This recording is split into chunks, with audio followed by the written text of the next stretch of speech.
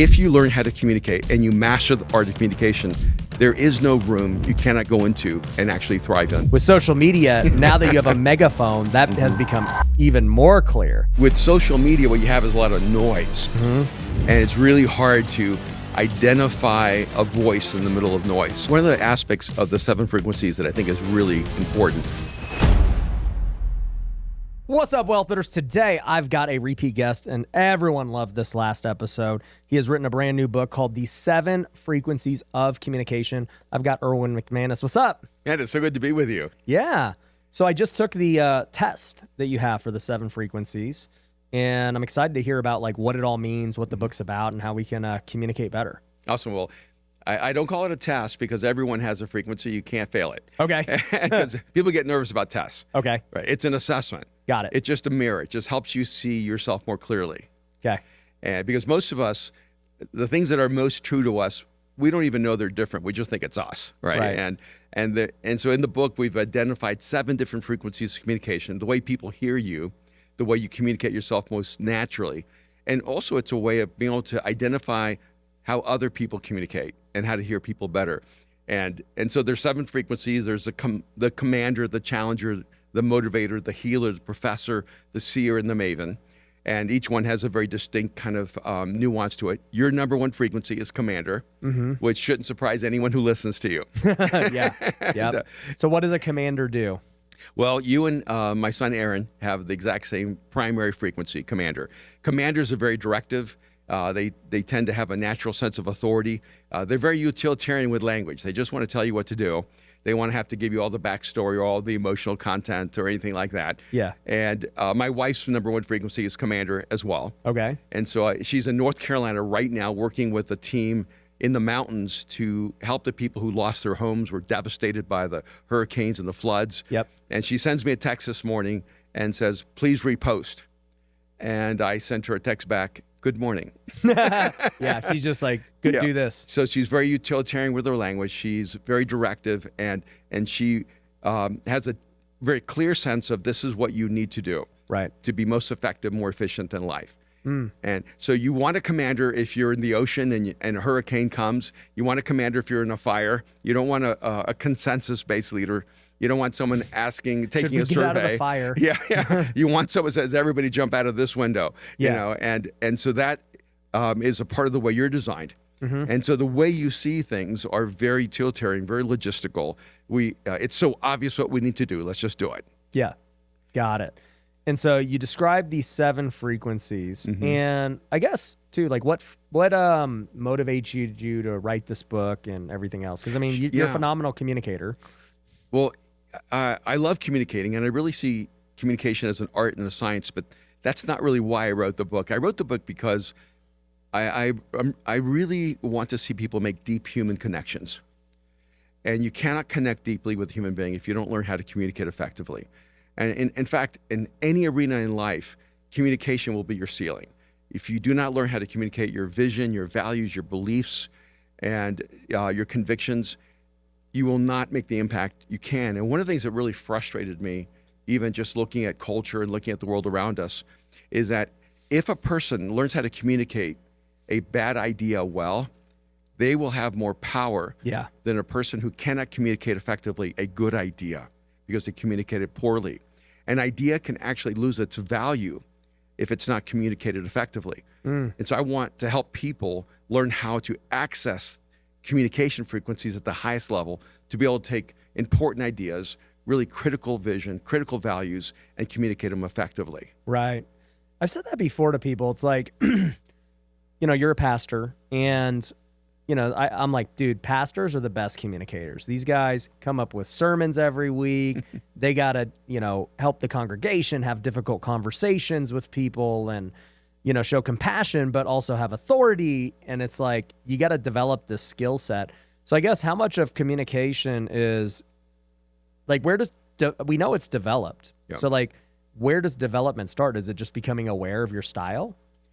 Well, it's interesting when you talk about pastors, because I don't really think of myself as a pastor. I think of myself as many things. Yep. But pastoring is one of the things that I have done and do. Yep.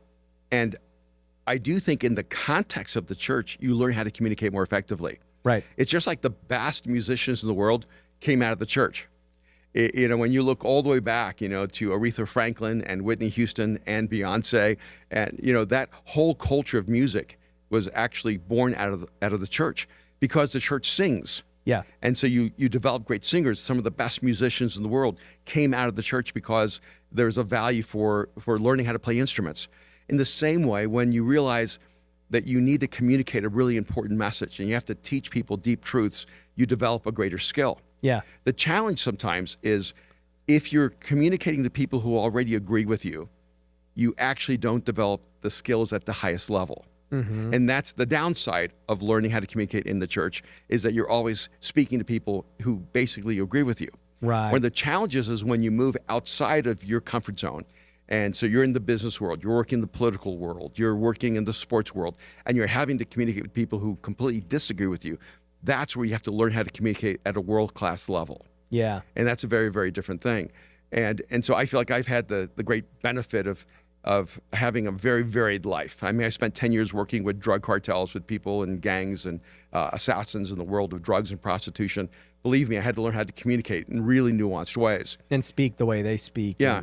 And relate to them. And then I spent another decade working with artists and creatives and some of the most innovative entrepreneurial people in the world, and had to learn how to communicate with them. And in the last 10 years, I've worked mostly with the top tier people in the world, billionaires, millionaires, people who lead in their industry. You have to learn how to communicate with them. If you learn how to communicate and you master the art of communication, there is no room you cannot go into and actually thrive in. So you mentioned something that stuck out to me, of like a bad idea communicated well, like can get traction and everything else. And like with social media, now that you have a megaphone, that has become even more clear. Absolutely. And with social media, what you have is a lot of noise.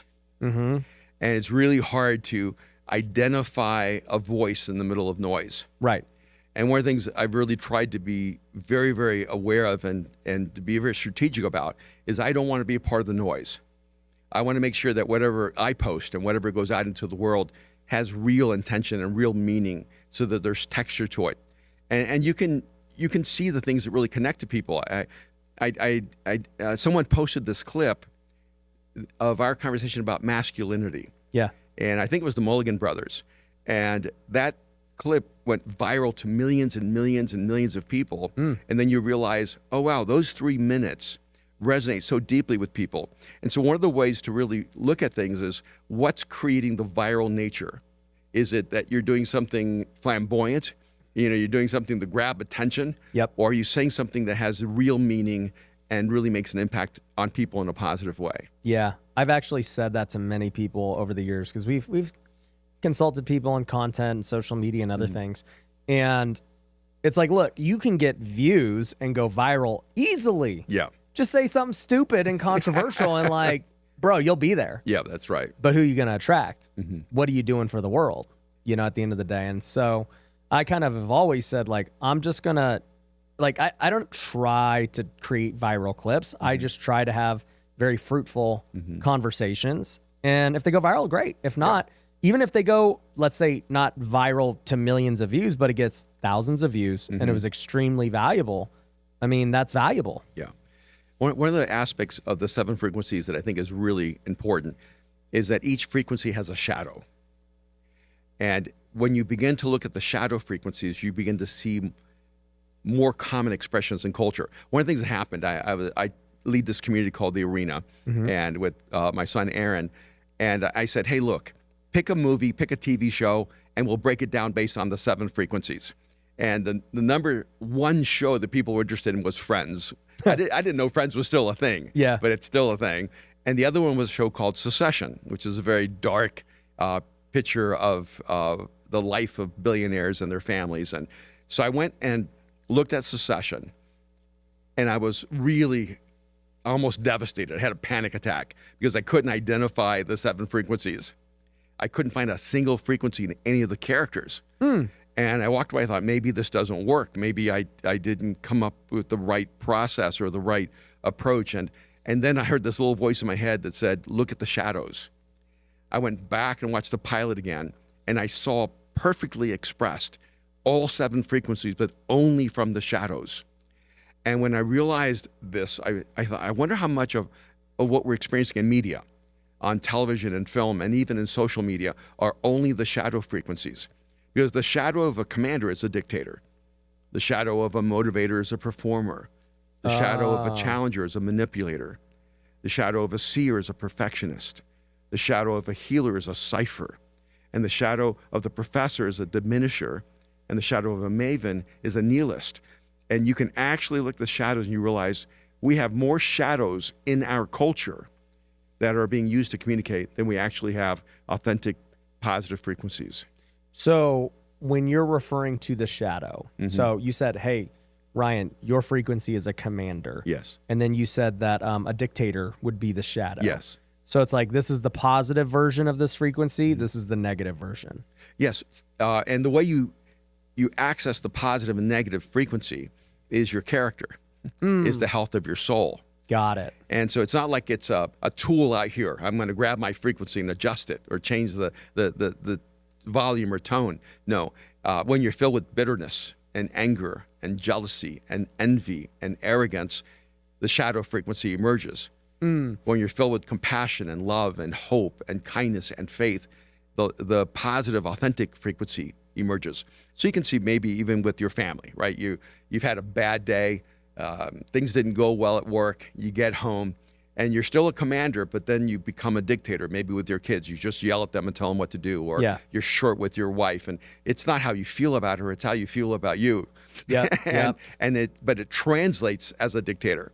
Got it. And so you're not consciously thinking to yourself, I'm going to be the dictator of my home. Yeah. You're just dealing with all this negative internal emotion, and it's translating your frequency into negative It is frequency. your natural frequency, and you get to choose how you're going to use it. Absolutely. That makes perfect sense. Yeah, and so my primary frequency is a frequency called Maven, which is a frequency that just sees the world differently. It just lives outside of the box. Most people call mavens heretics, or they're not, they're unorthodox, or they just don't conform to established patterns. But the shadow of my frequency is the nihilist. It's the person who believes there's no hope in the world, that the world's all coming to an end. Have you ever noticed that every great post-apocalyptic film says humanity's going to come to a terrible end? Yeah. The world's going to be destroyed. Earth is going to be scorched. There's never a hopeful view of the future. Yeah. And I think it's because a lot of mavens are writing scripts. Because they're creative. And they don't have a hope in the future, so they can't see a hope in the future. Right. And so ironically, I think a part of what changed me, frankly, was having a life-changing experience with Jesus Christ. Yeah, we have hope now. And now I have hope just oozing through my body, Yeah. and it transformed the way my maven frequency was experienced. So now you're a maven versus a nihilist. Yeah, which is a way better way to live, Right. But you can even see this with the healer frequency, because there are people who have a healer frequency and they care about people, they love them, they see people as broken. You can always know a healer. I don't know if you have a friend in your life or someone, when they go, how you doing? You go, doing great. They go, no, how are you really doing? Yeah. And they make you uncomfortable because they're trying to look inside of you, and they see your wounds, your brokenness, the mess in your life. But the shadow of a healer is a cipher. And that's the person that's so broken and so wounded themselves that they use other people's love and affirmation to affirm themselves. They feel better about themselves because That's other right. people are broken. Yeah, and that's a that's lot how- of the internet. Yeah, and that's how a lot of culture started. That's how a lot of social media groups start, because they actually are ciphers sucking in all this adoration, all this attention, all this fame, because they need it for their ego, Right. not because they're making the world better. Yeah. Yeah. You see a lot of people who just tear people down. And anytime I see that, it's so obvious to me, and maybe it's because I'm a commander. I'm just like, this person is so broken and so hurt that that's all they can do. And they want other people to be just like them. Yes. Yeah, that's right. And I was just in a conversation with a friend of mine, Lewis Howes, and Lewis's primary frequency is a motivator. Okay. And you can see that with Lewis. He loves motivating people, loves inspiring them. He loves calling the best out of them. But when I told him the shadow was the performer, he looked at me and he said, that's what I had to fight for years and years of my life. I had to fight coming out of being the performer so that I could actually be the motivator. And because the motivator is asking the question, how can I bring the best out of this person? The performer is asking the question, how can I be loved the most by this person? Got it. Yeah. And so it's just a shift from internal to external. Yeah, it's like kind of like a motivator is more selfless. Hey, this is about you. Yes. The performer's like, hey, adore. Yeah, my they're self-centered. Absolutely. Yeah. And in fact, I was in a conversation with a guy named Tim Ross. He's also a motivator. Yeah. Tim's a great buddy of mine. And he's been here. When we talked about the shadow, he looked at me and goes, "You just explained my 20 years of therapy." He goes, "I spent 20 years of therapy trying to come out of being the performer so that I could be the motivator." Got it. And so it can go really, really deep in your life. And Tim talks a lot about trauma and everything from his life. And that's why he lived in that shadow for so long. Got it. Yeah. So you mentioned, I think, probably 4 of the frequencies and then their shadows. What are the other ones? The shadow for the challenger would be a manipulator. And what does a challenger do? Well, you can know a challenger whenever you're listening to someone and they're like on fire. They're so intense. They're telling you, you can do more, and, Crush it. You're just sweating. You need to bleed. And that reminds me of the question on the assessment. One of the questions, I just started cracking up because I put a 5 on it. Everyone is soft. And I was like, yes, 5. And that's your number 2 frequency, is challenger. Yeah, I'm like, that was for sure the challenger question. Yeah, there you go. Everyone is soft. And so your job is to toughen them up. I'm like, dude, I just don't understand why people are so soft. Well, that's the challenger.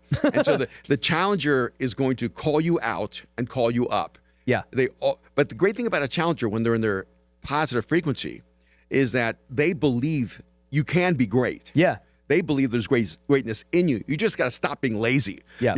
You got to stop making excuses. You got to stop shrinking back from your greatness. You need to step into it. Yeah. When you move into a shadow, you become a manipulator and you start using that same force of energy to get people what you want them to do, what you need them to do, rather than what they need to do. Yeah. And so you're calling the greatness out of them really to accomplish your goal. Yeah. And rather than their own. That makes sense. And some of the best football coaches, some of the best, really sports coaches, whether it's basketball or baseball, are challengers. Yeah. At halftime, you're up 36-0, and they act like you messed up, and you allowed them to get 2 first downs. It's like, what were you doing? And they want you to move toward that highest level of expression. And you listen to people like Nick Saban, who basically say it's really not about whether you win or lose. It's about whether you executed at your highest level. And that's the challenger mentality. Yeah. And then then there's also the seer, and the seer's shadow is perfectionist. What is a seer? A seer is a person who's a visionary. Got it. They just have a compelling way of convincing us that the future can be better. They paint a picture of the future. They inspire us to move into that future together. And when they're moving from their authentic frequency, they just call us to a better version of us. We believe in more. We believe we can create a better world, a better life, a better us. But when they're in their shadow, they become a perfectionist, and you're not fulfilling their vision the way that you should be fulfilling it. And so they start micromanaging everything. Now, I don't know if you've ever worked for someone or had a relation with someone who was a visionary, but they always blamed everyone for ruining their vision. Yeah, because the moment of vision becomes personal, it becomes imperfect, because humans are imperfect. Yeah. So there is no perfect expression of a vision. Got it. I love the assessment where I think it was the Miami Dolphins who went undefeated 17-0 and back in the 70s. And they had a perfect season, but they never had a perfect game. Yeah. And they had all kinds of mistakes that were made in every single game. And when you're in a healthy place as a seer, you can see that 17-0 perfect season. But when you're in that perfectionist mode, you lose the vision because the game wasn't perfect. Because everything that we did was perfect. And I know that in my own life, when I've had a vision for Mosaic in Los Angeles, and I've had a vision for our company, the Arena. Nothing ever goes exactly the way I want it to go. Right. It's always about, a half-life of what I really imagine. But when I'm in this perfectionist mode, I get focused on what's wrong rather than what we did right. Yeah. And then there's the professor, and the professor is a person who's really about data. They think the most important thing they can do for another person is teach them what they've learned, is take the truth I've gained and pass it on to you. Truth will change everything for you. And the shadow of a professor is a diminisher, where it's not just important for them to have truth. They have to let you know less than them. And I don't know if you've ever had a teacher that just made you feel stupid, Yeah. or a person made you feel stupid. What they were actually doing is trying to make themselves look smart. Got it. And so when a professor's in their authentic frequency, they're wanting to take what they've learned and make you better than them. Right. But when they're in their shadow, they want to make you less so they can look like more. Got it. Okay. So I have a lot of questions about how to use this. I'll get in my professor hat, and it's like, okay, knowing this, how do we use it? But before even like going into that, a lot of people are like, okay, I wonder what I am. I mean, I'm sure obviously the book talks about how to But find there is out. an assessment. Exactly. So how do they get the Yeah, assessment? we spent 2 years developing this assessment. You can go to the7frequencies.com or to my website, erwinmcmanus.com. Okay. And yeah, you can click the link for the assessment. The assessment's $20. It's pretty cheap. And you can actually receive your top 3 frequencies, Got which it. will help you kind of begin to understand yourself, because this isn't static. And it's a big assessment. There's a lot of questions. There are. And So, well, I just say that because it's not like some random like thing of like, oh, I'm going to answer 5 questions. And it's like, no, like it truly is trying to get the data Yeah. to give you an accurate assessment. Yeah, and the more you've developed your communication skills, the more you access more of the frequencies. The less you've developed your communication skills, the more you would operate out of your primary frequency. So you spend your life communicating. You spend your life interacting with people, leading people, doing podcasts, running your company. So you're probably using your commander and your challenger and your motivator, because you're having to use different ones at different times. Right. But let's say you were less developed and maybe you hadn't taken the time for personal growth, you might only be using your commander frequency the when only you way I should know how be to moving act. to your motivator frequency. Got it. Yeah. Okay. So I guess with realizing who you are, okay, right? So we said, okay, well, Ryan, you're a commander, you're a motivator, you're a challenger. What do I do knowing that? There's so much that you can do. One, it'll change the way you relate in your marriage if you both take it and understand each other. Yeah. Because if you're at work and you're using your commander all the time, your natural instinct will be go home and use your commander. But how old are your kids? 5, 4, and 1. All right, so your 5, 4, your 5 and 4-year-old. We won't go with your 1-year-old. Yeah. Cannot thrive if you're only using your commander frequency with them. Yeah. And even though your other frequencies are not as accessible, like let's say your healer frequency, but your motivator frequency is. Yeah. Is you have to realize that when I go home, I need to be using my motivator frequency, not my challenger frequency, and not my commander frequency as much. Yeah. And or with your marriage, and when, let's say, I don't know, maybe you're a commander and your wife is a healer, you might be on completely different wavelengths, and you go, oh, this is why there's friction. It's because I'm communicating a frequency that isn't her primary frequency for hearing and understanding. Yeah. And so, frankly, one of the things that happened for us is, like Aaron being a commander, once he recognized he was a commander, he sent me a text one day. He said, Dad, remember, I'm a commander.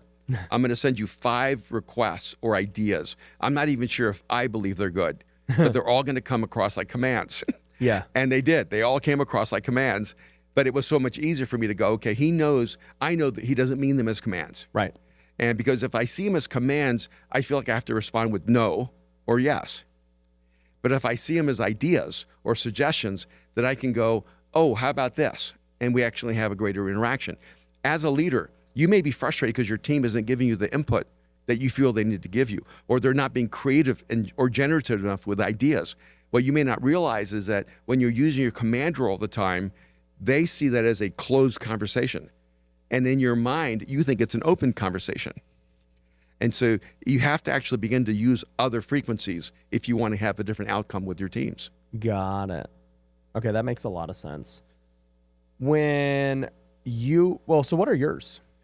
Maven is one. My number 1 is Maven. Yep. My number 2 is Seer. And my number 3 is Challenger. Okay, got it. And so ironically, Command is my number 7. Even though you have to lead people and All the time. these things. But my kids growing up would just say to me, Dad, just tell us what to do. You're like, but, And I want to tell them a story or ask them a question or help them think about, an idea. And they go, just tell us what to do. And Mariah one time said, I don't need Yoda. And I just need you to tell me This what is to do. very simple. Yeah, and it's so hard for me to command someone. You just don't know how much energy it takes for me to go, let's go get pizza. Really? It is, yeah. I'm more like, hey, what do you guys want to eat? Pizza would be great. And I don't use a commander frequency unless I have to. Yeah. But when I use a commander frequency, it usually comes out incredibly intense and very strong. And that's also why probably it works really well with your wife, who is. Yes.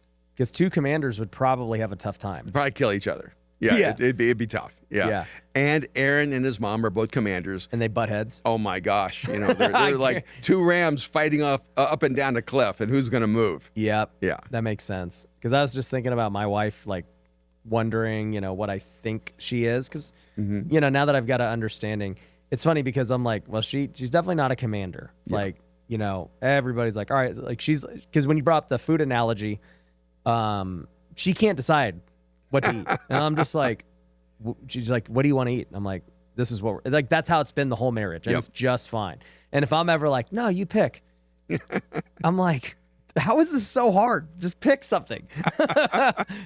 So if I had to guess, she also might be a maven just like you. And maybe a healer. That would be my guess. Is she's like those two. Well, we will send you a code. Yeah. So your wife can take it. We can Let's have see a if I'm conversation right. with you. All right. Okay, so obviously I can improve my relationship with family. I can use this information to lead better and know when to, I guess, adapt roles and everything else. And also how to parent better. Parent better, yep. Because if you listen carefully to your kids, they'll develop frequencies very fast. Got it. Mariah, our daughter, her daughter Juno is 3 years old. She's already a pure motivator. She goes, you can do it. You can do it. Yeah. And then she'll even say for herself, look, I did it. Yay. Yeah. And a very natural motivation frequency. It reminds me too of, I've taken like different personality, tests and other things. And you use it a lot for business. And like, if you know what other people are, you then can communicate with them at their level instead of asking them to communicate, on your level. This is really a transforming process for companies. It really, really is. And the difference though here is that personality tests are static. Okay. They tell you your personality and it's unchanging. They give, or let's say your Myers-Briggs, it is what it is forever. Yeah. Your strengths are what they are. Your Enneagram, your whatever, you're a 1 or a 9, that's what you are forever. The 7 frequencies is not static. What I want you to know is where you're starting from. But if you choose to grow and apply the principles, you can actually begin to access 3, 4, 5 different frequencies, which I think is the healthiest way to live your life. Yeah, I agree. Yeah. So with that, what do you think that are just the different scenarios? Because you like you said, I mean, you've done gangs and prostitutes, you've done churches, you've done business, you've done CEOs. Do you see like different frequencies that work for just these various types of people we're always going to encounter throughout life? You do. I mean, I do see a consistent pattern that a lot of really effective CEOs are commanders. Yeah. It shouldn't surprise you. Yep. They're very certain they're right. They're the ones that feel that they should lead, and they do, and people follow them. They create a deep sense of trust in their authority. And so a lot of my friends fall in that commander. A lot of people who are incredibly successful in the business speaking world, they're motivators. Yep. And which makes perfect sense because people need to be motivated. They need to be inspired. One of the things we forget sometimes, like I grew up irreligious. Okay. And so when I finally became a person of faith and started going to church, I started getting inspired every week. But most people don't have a place to get inspired. We forget that most people don't go to church. Yep. And so I had the great benefit of hearing incredibly gifted communicators who had motivational gifts, who had challenging gifts, who had like Seer, frequencies. And so every week I left ready to take on the world. Yeah. I mean, every week I was just ready to set myself on fire and change, the future of humanity. Right. But 99% of people don't have that benefit. They don't have a place to fuel their souls with inspiration or with challenge or with vision. And that's why I think social media is growing so fast. And, so one of the things is I just assume there's a desert out there and people are searching for cool water to drink. And when we bring challenge to people in a really healthy way, they're just drawn to that message. Or you bring motivation, it draws people to that. What you do as a commander is you bring clarity to people. People are confused, they're uncertain, they don't know which way to go, they don't know who to trust, they don't know who to follow. And then your voice comes out there and they go, this guy knows what he's doing. If I follow him, I can step into the future I want for me. Right. And that's, I think, one of the powerful gifts that can come out of this, realizing you actually have a frequency in which people desperately need to hear and connect at a deep level. And part of it for me is I realize, as a maven, there's a very small percentage of people that are drawn to that. But when we're assessing people, we're finding mavens in Europe, in Africa, in Asia, in the UK that are already connecting to us. It was because of the frequency. I think people actually connect. Actually, the connection of the future is not geography, it's frequency. And as people hear you, they go, this is the voice I've been searching for. This voice resonates with my inner voice. And I think you'll appreciate this, Ryan. A couple of weeks ago, I did a talk at Mosaic on the 7 frequencies and the voice of Jesus. And I said, and a huge part of the problem with hearing God's voice, because I believe we can hear God's voice, that we're designed to hear God's voice, is that you want God to speak to you in one frequency when he may need to speak to you in another frequency. And, you may want God to speak to you in a healer frequency all the time. And, look at your wounds and look at your brokenness and look at the pain you have. But what he's really right now speaking to you is in this challenger frequency and telling you to get out of bed and begin to live your life fully. And sometimes we get mad. Sometimes God comes at us with the commander frequency. He's not negotiating. He's not just trying to, give us a therapeutic moment. God's saying, follow me. Yeah. And we're not accustomed in our culture to go, oh, God can speak to me in any frequency he wants to because he knows the frequency I need in my life right now. Right. And so part of what I hope will happen also in our inner world is to be able to hear God's voice more clearly. Let's talk about that. So I look at this 2 ways, right? Because God speaks to us in a number of ways. And so I'm curious in the way that you're referring to him speaking, right? Because some people may say, okay, God speaks through the word, through the Bible. He speaks through, his disciples, people like you and me. He speaks through prayer. He speaks through just thoughts and dreams and all of this. And I've been diving way deeper into the supernatural in the last year. And so I'm very curious to hear what you have to say on that. But before we go on like the supernatural ways and even the practical ways that God speaks to us, what frequencies do you think Jesus was as we read about him in the Bible? No, what I was showing is that Jesus expresses all 7 frequencies, which makes sense because nothing exists outside of God. Yeah. There isn't a frequency that would exist that didn't exist in God. Yeah. You don't think he had like a dominant one. He just used as needed. No, I think God's dominant motive is love. Okay. And then every frequency is expressed out of his love. Got it. Okay. And so, sometimes when you love your kid, you say, you yell at them, don't cross the street. Yep. Because the car's coming. And it may not feel like love to them, but it is 100% pure love. It's the commander. Yeah. And look, when that person looks at me, when I'm 20 years old and says, what's wrong with you? There's more in you than you think. Yep. You need to have some courage and faith. That challenger, that's nothing but pure love. Yep. And so when I look at all 7 frequencies, the power of it from God is that it's always coming to you to do good. God's intention toward you is always good. The motive is always love. And the power of it is always truth. And so when it's coming from God, whatever frequency it is, you need to pay attention to it. Right. Yeah. Okay, so on a practical / supernatural level, how does God speak to people? Well, one is we have to step back and go, God is speaking. Like you and me, we assume God is speaking. But there's a lot of people that assume that God is not speaking. But what I think is funny is a lot of people think the universe is speaking, but they don't think God's speaking. That's stupid. Well, they're almost right. Yeah. Okay? If you hear my voice but don't see my face, don't assume I don't have a face. Right. And because my voice is an extension of me. Right. When people say the universe is speaking, what you need to realize, no, the universe is God's voice, but the universe is not God. Right. Because the Bible actually says that all creation declares the glory of God. So that means all of creation is actually God's messaging to us. And by the way, I think there's like 70 trillion cells in your body. You are also part of creation.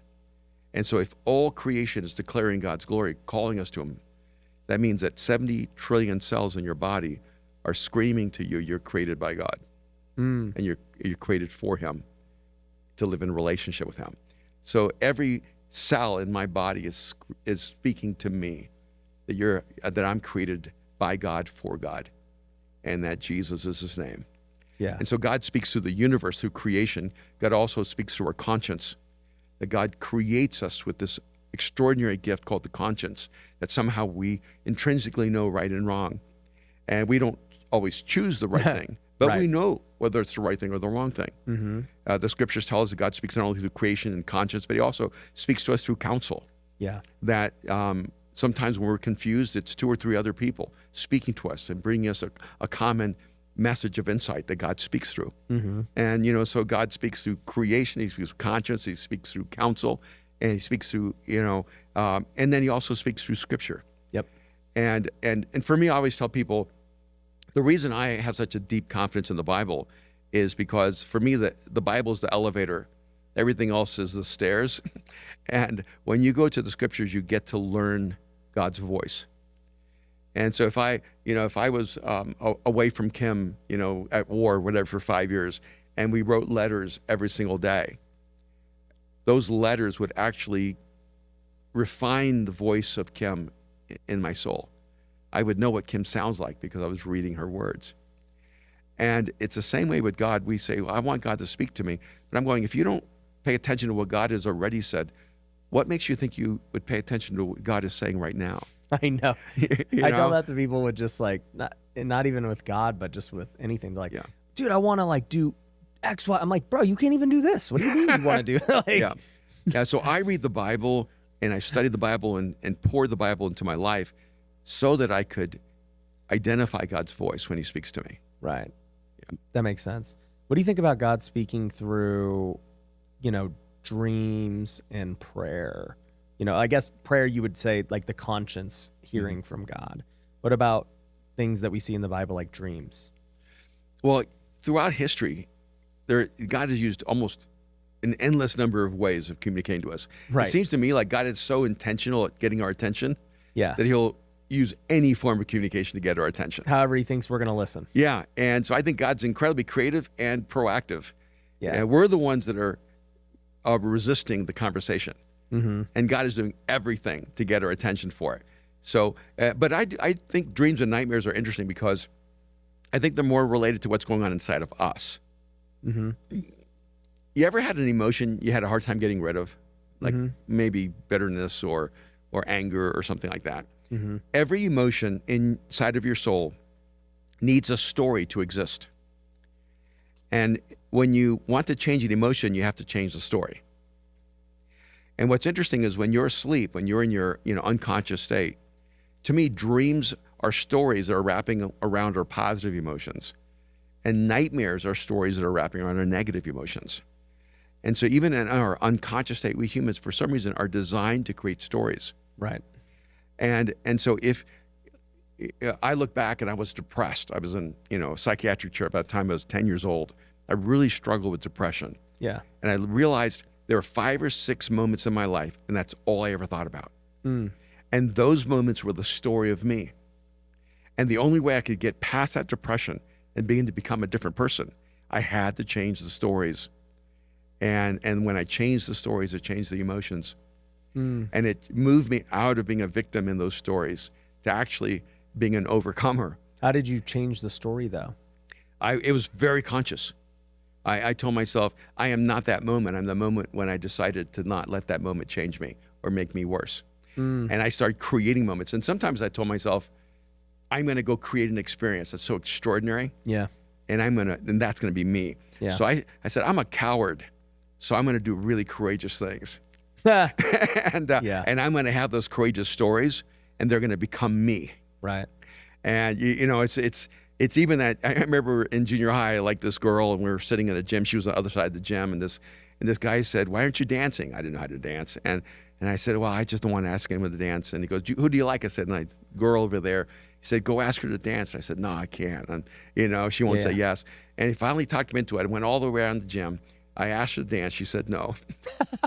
And you know, not a great story. And I came back, and he goes, "What happened?" I said, she said no. And he goes, "Was there a girl sitting next to her?" And I said, "Yeah." And he goes, "Why didn't you ask her?" And I never forgot that moment. Yeah. I said, I'm the one that limits my options. Right. But that moment of walking around the room, even to get a no, had an effect on changing me. Because before that, I would be the guy sitting there going, I'm not going to ask because I might get rejected. Yeah. Then I came back and realized I got rejected and I lived. Yep. and I could try again. Yeah, I can try again. And I'm going to find a yes. But you don't get a yes unless you ask. Mm-hmm. And so I was the one saying no. Ask, seek, knock. Yeah. And those moments actually change you. And so I started making choices. The 10 years I spent working with drug cartels, and I would walk into projects with cocaine stacked to ceilings, and every corner, every door was protected by someone with an Uzi machine gun. Yeah. And me walking into those places redefined me. And because I became a person who was fearless. Yeah. It was those moments And those that had an impact. Yeah, and those moments were as much for the people I was there for as they were for me. Mm-hmm. Because when I walked out alive, I walked out different.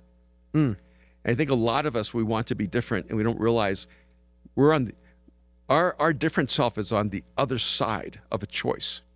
Yeah. And when we make that choice, it changes us.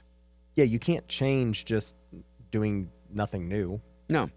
Like what would cause a change? Something different has to happen in your life. Yeah.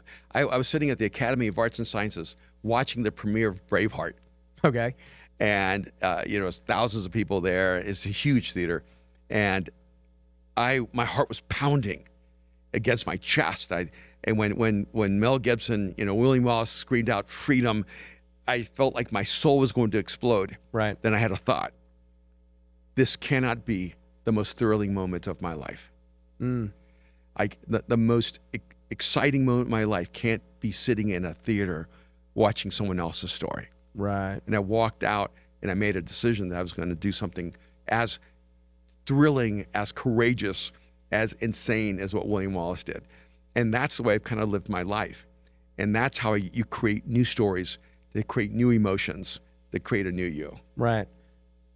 But I guess it comes to, look, like you said, you took control of your conscience and made just cognitive decisions that, hey, I'm gonna change. I want to change. And I think a lot of people, they obviously never even get to that point. Yeah. They're scared. They have fear. They have these negative things and they can't overcome them. And I think what we're both talking about is that, Jesus and faith and all of these things allow you to walk into the unknown and the uncertainty and make the choice and be okay with whether you get rejected by the girl or not. But either way, we're going to walk in. Yeah, for me, I don't have a story without Jesus.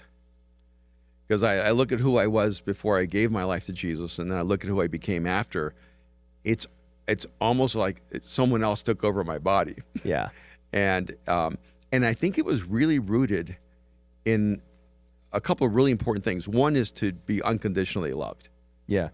When you realize, okay, I don't have to search for this anymore. All I need to do is learn how to live in it. But the other thing was this possibility of living a great adventure.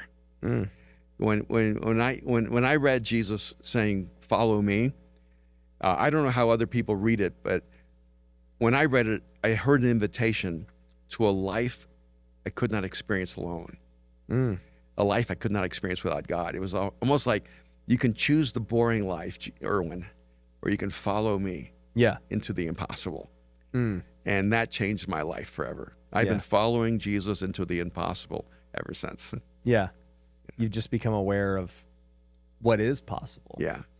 I've been reading, you'll appreciate this because you're out in Hollywood and you've done, creative stuff and everything else. But I've been reading a lot of books about faith lately, and I never realized how much the movie The Matrix really kind of represents faith unknowingly. Yeah. Or no, like, I don't know, right?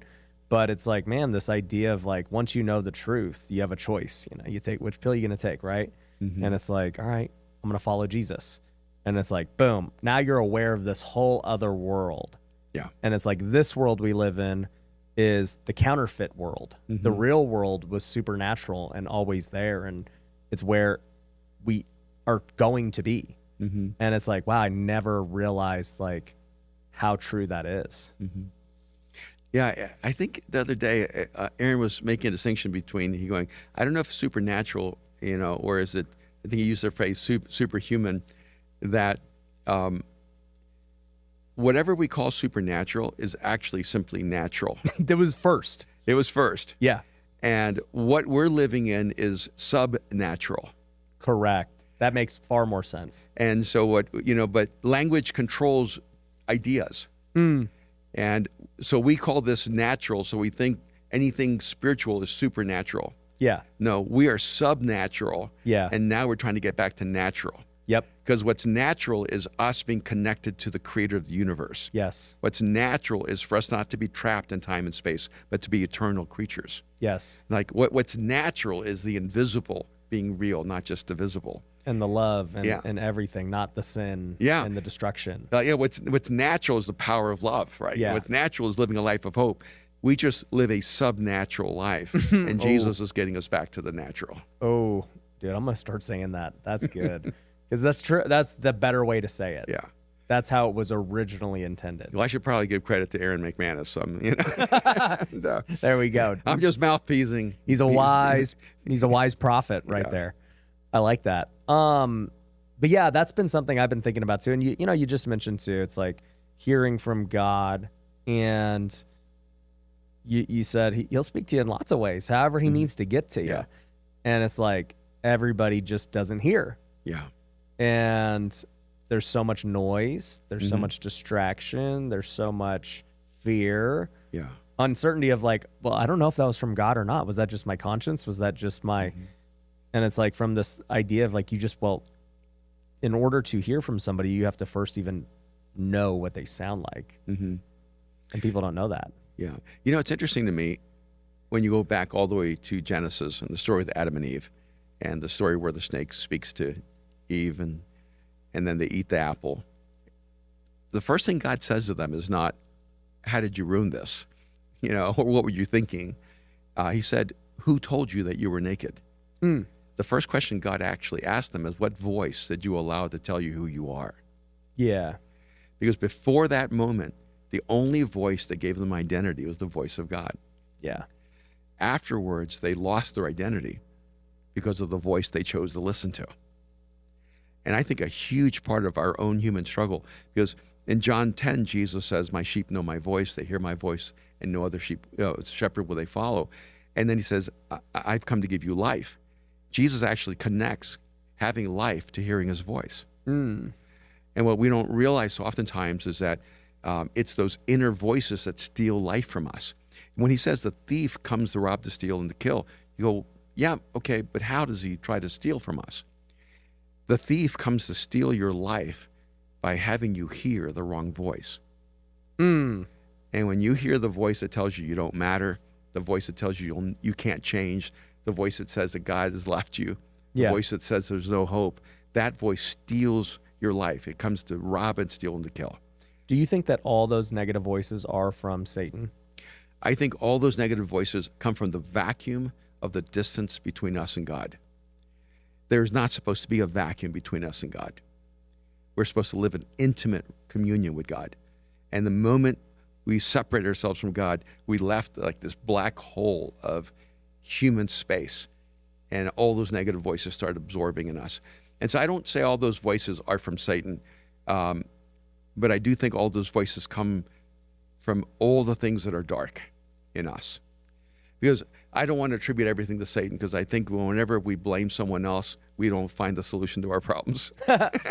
Even if it's the devil. Yeah, because there are Christians who are saying everything is, a demon or a spirit or Satan. Yeah, and I go, I don't know if he needs to work that hard. I think You'll destroy yourself. Yeah, I think we're our worst enemy. Yeah. You know, and I don't remember it being the devil that said to me, "You'll never amount to anything." It was a human being who said that to me. Right. Or the person who said, "You'll never make it." Right. Or the person who told me I was, stupid. Or those voices are human voices that we let them get into our soul.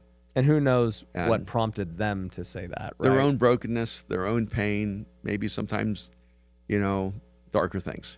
Right. Right.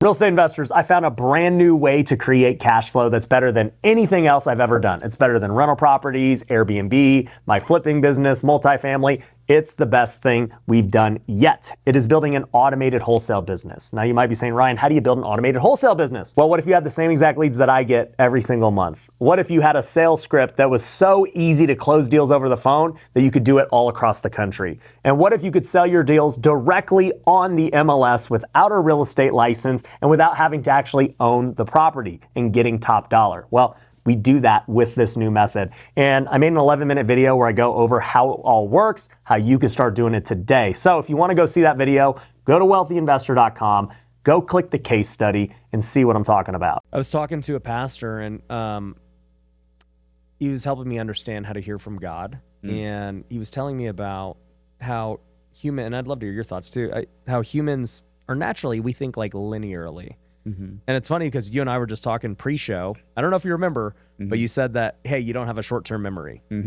And we were just talking about how, like, okay, if I have a thought, I start going down the rabbit hole of like a linear, like, okay, so I have this show with Erwin today.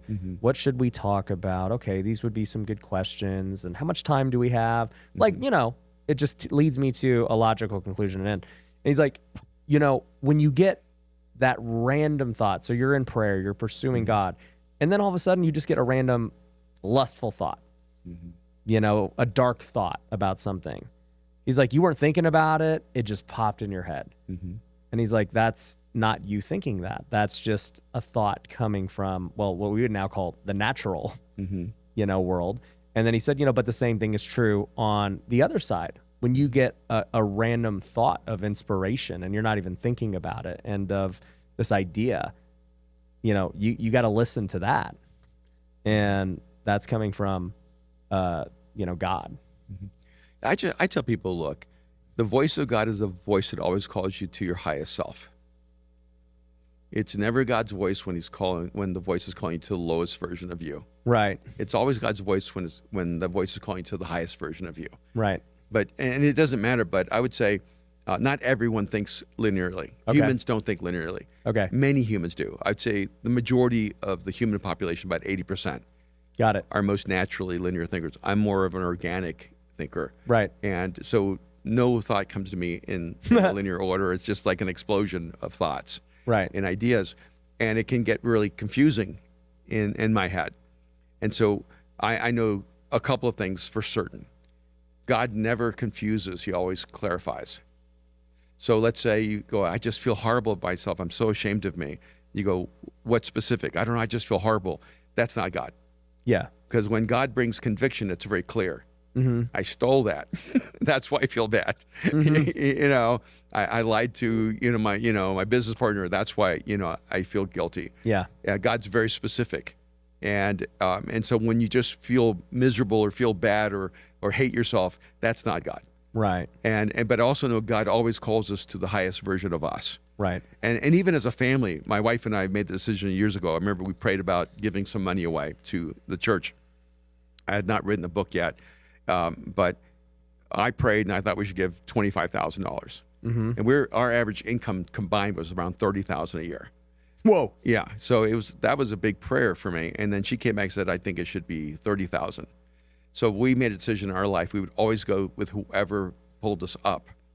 Got it. So we said, okay, 30,000 it is. And because it pulled us up in generosity. Yeah. And then I got my first book contract like a few days later, and it was for $25,000. I told her, see, I was right. No, but we gave the $30,000. And so we've just seen that as our way of measuring God's voice in our life. Right. You're not going to get to heaven and God going, I told you just to give 25,000. Why'd you give 30? Right. God's not going to punish you for choosing to be more like him by being more generous and having more integrity and having more compassion. And I've never heard of anyone outgiving God, or being too nice. That's right. So I always say, God's voice is a voice that calls you to the highest version of you. Right. And when you hear that, go that way. Yeah. Well, I think this goes back to your 7 frequencies. So, you talk about, we all have the frequency, and we get to choose whether it's the pro or the shadow. Yeah. Do you think that I don't want to say the only way, but like clearly as believers, we should not be the shadow version. Of course. Right. But as humans, all of us go back and forth between shadow and light. Right. So the frequency that's manifesting in us, I mean, is it your belief that finding Jesus will help you get the positive one? I want to say this in a way that helps people, because I know there's a lot of people listening who know Jesus, right, and are living in their shadows right now. Exactly. And so believing in Jesus isn't what moves you out of the shadow. Okay. It's intimacy with Jesus that moves you out of the shadow. Right. And so as you grow in your intimacy with Jesus, you'll just naturally begin to move to the light, because you can't get close to God and hold on to bitterness. Yeah. You cannot get close to Jesus and hold on to anger or fear. envy or greed or fear. Yeah. And so that closeness to God helps deal with those negative emotions, which moves you into your positive frequency. Yeah. And so it's a byproduct. So the relationship is the key. Yeah. Right. And because it's funny, we're talking about our friend Sean Kelly, and he just came and did a podcast with us, and one of the things that he said, I was an atheist, but I'm not sure where I am now. He said, I'm kind of like moving away from atheism, or has moved away from atheism. And I said, well, Sean, it seems like you're seeking. Yeah. And he goes, oh yeah. And I said, that puts you in a better situation than someone who believes in Jesus who's no longer seeking. And he goes, well, what do you mean? And I said, because Jesus said, if you seek, you'll find. Jesus is always looking for people who are seeking and searching. Yeah. And one of the mistakes people who believe make is they stop searching, is they stop seeking. Yes. You're always supposed to be seeking God. Yeah. I said, so Sean, you're doing better than a lot of other people who say they believe. And he goes, that's kind of awesome. I didn't know that. And he kind of lit up. Yeah. And I think that God actually loves our seeking. Yeah. And one of the great mistakes we make is we think knowing something now eliminates the seeking part. Well, the Bible says even the demons believed in Jesus, right? It's like, which doesn't put us in great category. No, it's like, so wait a minute. What are we talking about if they know who Jesus is? Like, they acknowledge, that's the Son of God. But that's different than actually believing and doing. Yeah. And this is like a whole different rabbit hole, but I've thought a lot about this recently with, there's always the debate of faith and works, right? And, people are like, well, clearly there's not enough works you could do to ever justify, going into heaven, forgiveness. Christians believe that. But on the other hand, James is like, well, yeah, faith without works is dead. And the kind of point you just explained was, well, if you pursue intimacy with God, you pursue faith. The works and everything else are a byproduct. It can't not happen. You can't not bear fruit. Like, you must bear fruit. It's inevitable. Yeah, that's the good news. It's not that it has to happen, is that it does happen. Yeah, I don't have to, it will just happen. Yeah. No, and that's right. And that whole language of faith and works, I think, is important, is that the order matters. Yes. And really what the scriptures are telling us is you can't work for your faith. Yeah. But I have good news. Faith actually works. and that's the flip. Right. And by the way, just as a side note, the word S is really important, because people go, oh, the Bible's against works, but it's not against work. And I think a lot of times people make a mistake of going, oh yeah, we shouldn't have to work hard because it's not about works. And I'm going, no. The Bible actually loves work. Yes. And we're created for work. We're designed to work. Work is not a punishment. I said the first thing he gave Adam was a job. Yeah, that's right. Work is a privilege. Work is a gift. Work is an opportunity. Yeah. And I'm not working, so I don't have to work. I love working. Yeah, like, what do you think about this? Because I'm of the same mindset. God created us to work. I actually think we're going to work when we're in heaven and other things as well. Like, I don't think we're stopping work. Like, the idea of chilling on the beach and, just doing nothing and retirement, I don't see it anywhere biblically. Like, No, you have to realize that probably a lot of the images of heaven were designed for people who were living in extreme poverty. They were captured by enemies, and they were being tortured or tormented. And, the idea of just getting free of this is heaven. yeah. And God has never created anything without intention. Mm-hmm. So why would we not have intention in eternity? Right. We all have a higher intention. Yeah. I think I'm going to have a better job, I do too. a greater purpose, a more extraordinary opportunity, a more wonderful adventure. Because you're now in the natural world. Yeah, right. Right now I'm just subhuman. I'm subnatural. When I get back to the natural world, I'm going to go crazy. Yeah. And I think that part's important for people because even too with what you said about Sean, a lot of Christians might hear that and say, no, he can't be in a better spot. He's not saved. He doesn't know. And I actually have been really studying this, and it came from a book I read from John Bevere called Driven by Eternity. And that book has really kind of changed how I think about this because, a lot of Christians who know Jesus and know who he is are not saved for the very reason you just said. They're not seeking. They're not even like, most people think that, the moment you raise your hand in church and you say the sinner's prayer, that's the end. Like you check the box and you're good. And it's like, no. That's just the beginning. That's right. And a person who understands the invitation wants it to be the beginning. Yeah. They don't want it to be the end. They want the beginning of a new life. And that's what you're talking about with the seeking of, okay, cool. Like, what do I do next? Yeah. Like, let's go. And it's just the first step. Yeah. No, for me, it's exciting because, even if we just circle back to the reason I wrote the book is, I actually do believe that when God speaks, life happens. Yeah. And when there's life, there's light. In fact, that's what John says in John 1. And I also believe that we've been created in God's image. And when we speak, life happens. Right. That we have the power of life and death in our words. In fact, James says that our tongues can be fueled by the fire of hell. Right. But it also can be fueled by the light of heaven. Yeah. And, and so our words have eternal power. And so I think we should actually take our words really seriously and take seriously. When you're speaking into your kids, you are actually shaping the universe inside of them.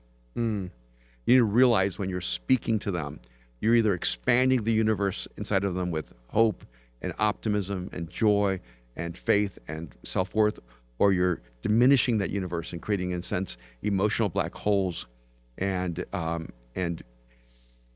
consuming the light and life in them. We humans have the power to speak into each other's lives and create life or death. Yeah. How much, for a guy like you who's done a lot, you're still seeking, new revelation. Like how often are you challenging your beliefs and searching for more? Every waking moment. Yeah. Yeah, I am infinitely curious. Yeah. Yeah, I'm 66. That's a maven. And I feel like I haven't even started learning. Yeah. I'm just at the beginning of my journey. I'm just beginning to understand and see. And what's exciting to me is things I didn't even know to ask 20 years ago are now more real to me. So I don't even know I don't have the right answers. I don't even know if I have the right questions yet. I mean, that's the exciting thing. And the more you help people, the more you serve people, the more you give your life to try to make the world better, you seem to expand and grow and grow. Because I only need so many answers to make my life good. Right. Like I only need to grow so much to make my life really kind of amazing. Yeah. But to help other people, I have to keep growing. Yep. To serve the world, I'm not even close to hitting my ceiling yet.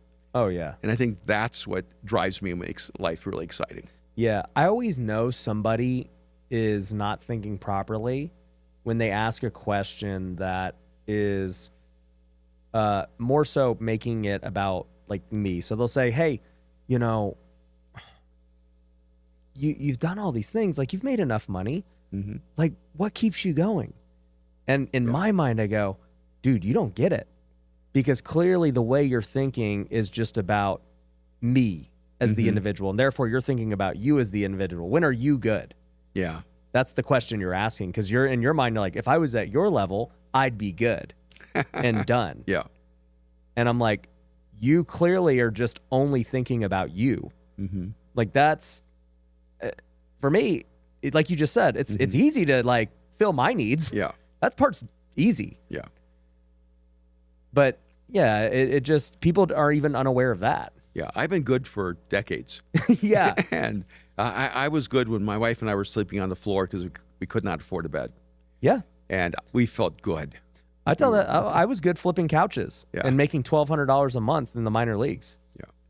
Yeah. It can't always be about you. It can't always be about us, right? It has to be about others. And that expands and expands and expands. I can provide a job for me, or I can be really creative and courageous and provide a job for 100 people or 1,000 people or 10,000. Yeah. And those are the choices I think that sometimes we resist making because our life is just about our own comfort rather than all the good we could do. Yeah. How do you break out of comfort? Love. You have to love something more than you. You have to love someone more than you. And when you love someone outside of yourself, you pull yourself outside of yourself and you stop being comfortable. Yeah. I mean, I love my son and my daughter, but now Juno's here and she's 3, and I cannot stop trying to make the world better because Juno is alive. Like I have to try to make the world better for her. Right. And and it inspires me too. I want to give her all the momentum for a future I can. Yeah. And that pulls me out of my comfort zone. It'd be so easy for me to retire. I could easily just disappear somewhere and be a writer and live a pretty chill life. Yep. And I get up and work really, really hard because I actually think there's a lot of good that I still can do in the world, and I have to do it. It's my moral obligation. Right. Now, I know that this doesn't fuel you, but it's a thing that I've also been thinking about too, where it's like, God talks about how, we just said that in heaven there will be, you'll have a job, you're gonna have different things. Like, he's clear that there's treasures and rewards in heaven for things you have done. So even though you don't earn your way into heaven, there's like still this hierarchy and system up there of like, you technically do earn different things that are going to be given to you up there. Yeah. Just your, I guess, citizenship isn't earned. Yeah. Is the best way I can describe it. And so I think about that too, where it's like, I feel that I would be disobedient to God if I just failed to be a good steward of all the resources and talent and money and things and influence that he's given me. It's like, I have I don't even want to call it a fear, like a righteous fear of judgment that will say, when it comes Judgment Day, he's like, Ryan, like, yeah, you believe, man, like you're coming in. He's like, but I gave you this, this, and this. What'd you do with it? You just decided to play golf every day and retire and like, because you were good. And I think there's going to be I don't want to call it a penalty, but a gap for what could have been. That's an interesting thought. I don't really think about that much, although I don't really want to get to heaven and God go, unimpressive. Yeah. What you did with your life. But, yesterday when we were with Sean Kelly, he stopped and said, you and Aaron have a podcast, right, called Mind Shift. I said, yeah. And he goes, I want you to know that you're saving people's lives. This is from Sean. Wow. And he goes, I have a friend who said he was going to kill himself. Wow. But he listened to your podcast and it saved his life. To me, that's the reward. Yep. And you don't do the podcast because of that. You don't do the podcast and help and do these things for what treasures do lie in heaven, nor do I. Like, I just do it out of that I want to be obedient to what God's done, like what he's calling me to do. And also I just want to be the very best I can be. Yeah. It's like, I just want to be and maximize my talent, maximize my opportunities, and just do my best. Yeah. And there's another subtle thing, and I'm from El Salvador. I'm an immigrant. Spanish was my first language. Never knew my real dad. And I remember speaking at this huge event years ago, and this Latino couple came up to me. They were crying. And they said, "You're the first Latino that's ever stood on that stage. And you being on that stage gives us hope that maybe one day we can be on that stage." And I don't think I really factored in how every time I make a breakthrough, I give someone hope that didn't have hope. Right. And I'm more aware of that now because of being, a Latin American, being from El Salvador, that every breakthrough I make, even like in the business world, the moment I break a barrier and I create a level of wealth, or I create a level of success, or I write a book that impacts millions of people, I've just given someone this hope that, oh, if he can do it, I can do it too. Right. And I actually love that. You don't even know how many people around the world have come to me going, when you became a fashion designer, I realized, oh, I can be creative. Right. Or when you went and did this, I realized, oh, I'm allowed to break that rule and go do that. Mm-hmm. And so I realized that all of us in some sense are creating precedent for someone else. Yeah. And when we take risks and we have courage and when we fail and then we succeed, you're inspiring someone else to believe that they can become the full version of themselves. Yeah. And I just love living my life in such a way that maybe I can inspire someone to live a bigger life than I've ever lived. Mm-hmm. Yeah, I've had a lot of people tell me that with getting more bold in their business about their faith. Like, dude, like just seeing like what you're doing at your events and on the pod and everything else, like we started praying, each morning in our company. We started a Bible study. Like, I'm like, dude, that's what it's all about. And it's like an unknowing thing. It's not like that was the intention. It's just living it out, and it's people see it. That's awesome, man. I love that. Yeah. I mean, I'm really grateful that you were willing to have this conversation about the 7 frequencies of communication and talk about the book and the assessment. And I want people of faith to be at the epicenter of every new movement in the world. Like, I actually think we're going to have a revolution of human communication.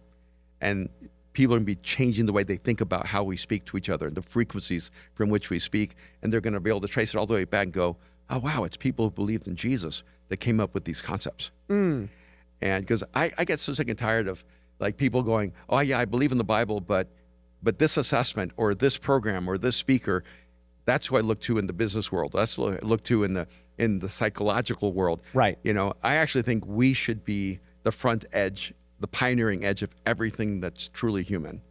And so I'm actually really excited about this. Yeah. Well, a lot of people don't even know that Christians were like the founders of like science. Yeah. And things like hospitals. It's like now these like modern things that a lot of people would never associate with Christianity, maybe. That without Jesus, Harvard would not have existed. Oxford would not have existed. The greatest universities in the world would have never been created if the movement of Jesus had not inspired the people who started them. Yeah. And, when we act like, oh, Christianity is the tail, it has never been the tail. It has always been the point that creates the best version of human history. I love it. Where can people find the book? Several places. You can go to Amazon and pick it up there. You can go to my website, erwinmcmanus.com, pick it up there. You can go to the7frequencies.com, pick it up there. And then I think the assessment. Yeah, the audiobook is coming out in the next few weeks. The digital version just came out, and all of that's available. The easiest way is go to our website or go to Amazon. Okay. The assessment's only available on our website. Okay. Yeah, we'll definitely link to that down below. Also, I think we'll link to our first episode that we did down below. And actually, one thing you mentioned in that episode, somebody called me out on it, and so I want to make sure I give you credit because I didn't even remember where I heard it from, but I kept talking about this idea of submission. This has nothing to do with anything we're talking about. But I was like, I can't remember where I heard it from. Like, yeah, Erwin said that.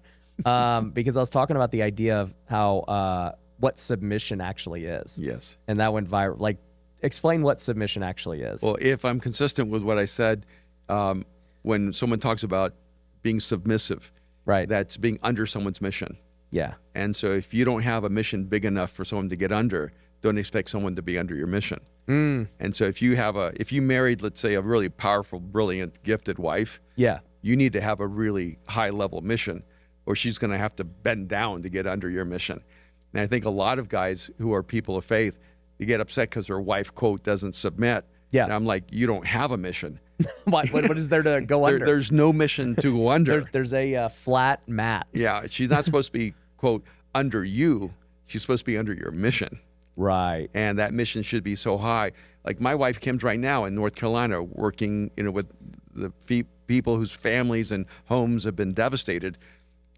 She's flying to Malawi all the time and going to different places in the world, building schools and doing things way beyond my capacity. Right. And I have to have a mission so high that it creates room for someone as powerful as Kim.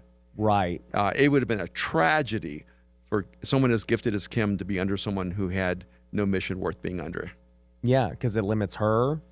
It just causes strain. Is that what I talked about last time? It was. And I've said it many times, because now that we've done more Christian conferences, a lot of men will be like, dude, hey, Ryan, my wife's having a tough time getting on board, like starting this business and taking the risk.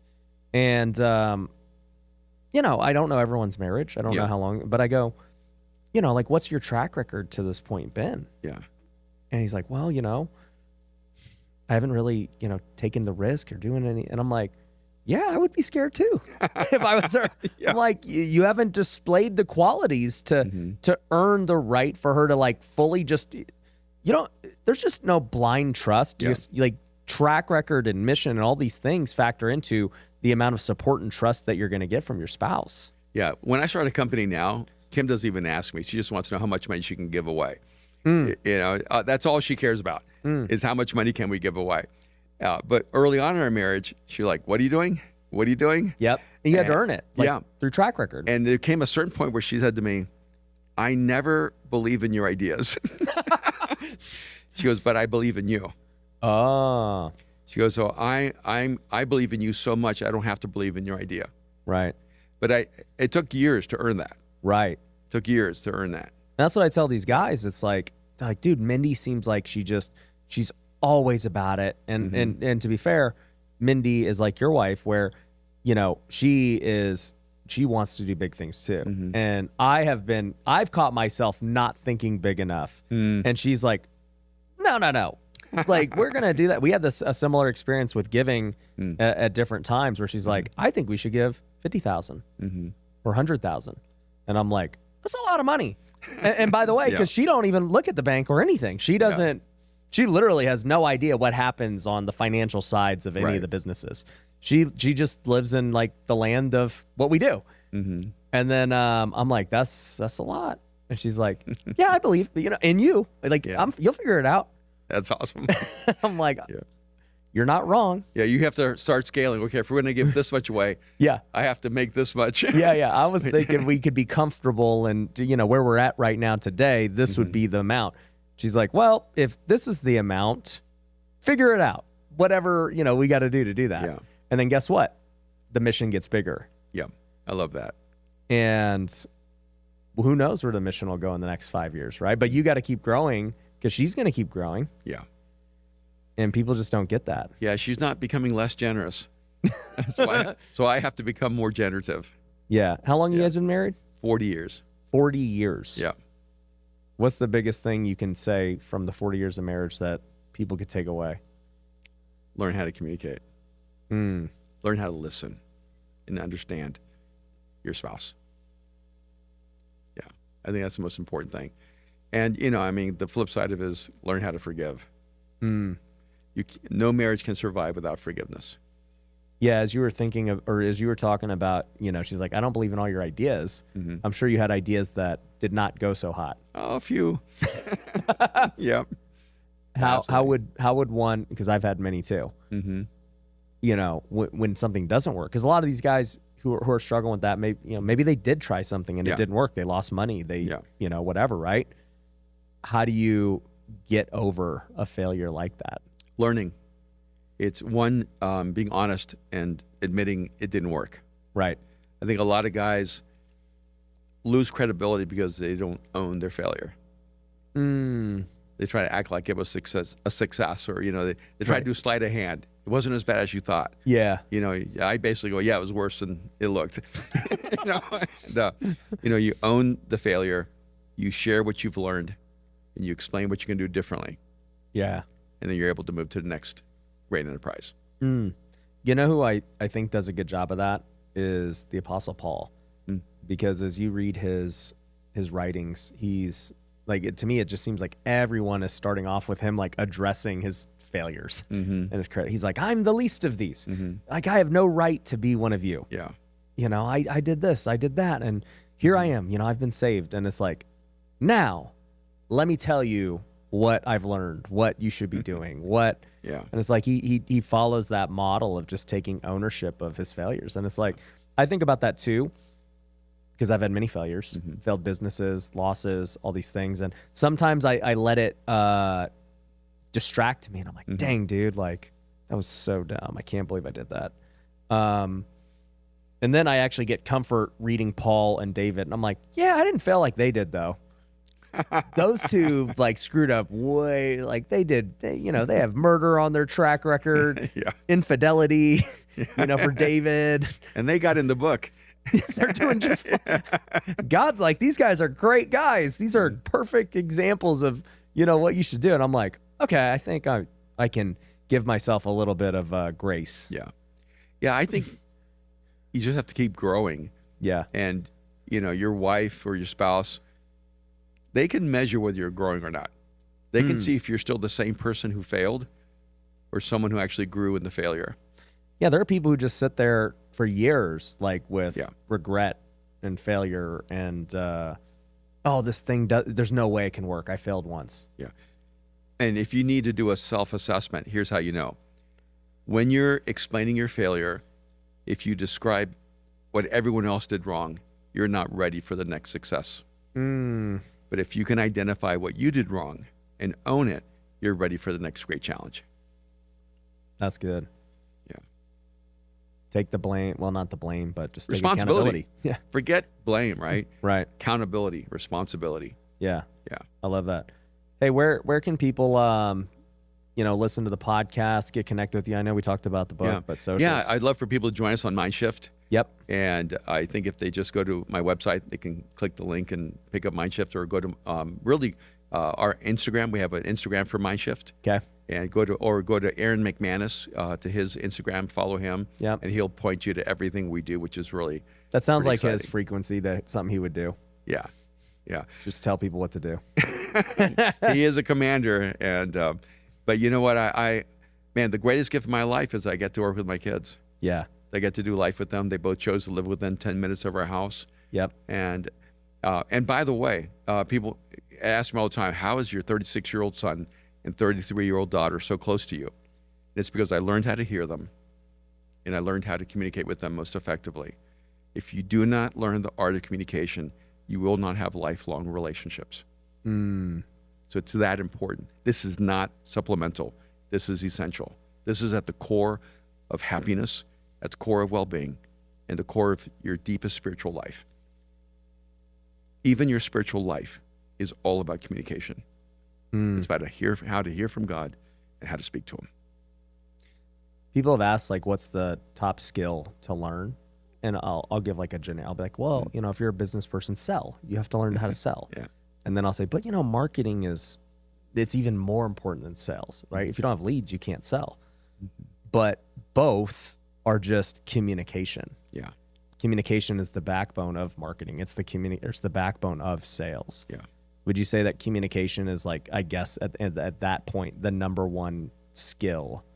Yeah, because communication comes from the same etymology as the word community and the same etymology as the word commune.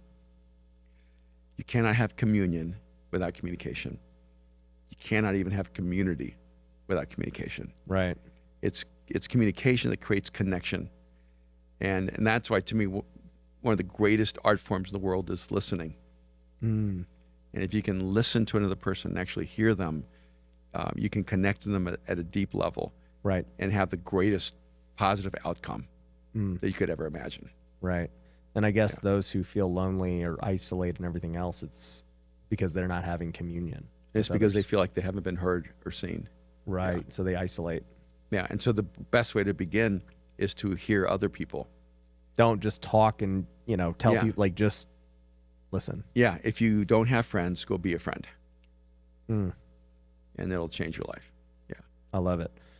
Well, I know you got to catch your flight, Yeah. so I appreciate you coming on the show, making the time. It's always great hanging out with you Great to again. see you get to hang with you. Yep. Thanks for hosting us here in Las Vegas. Yeah, appreciate you guys. Go check Erwin, his podcast out. Go get the book. We'll link to them all down below, and we'll catch you on the next one. Peace. Hey, thank you so much. That was fun.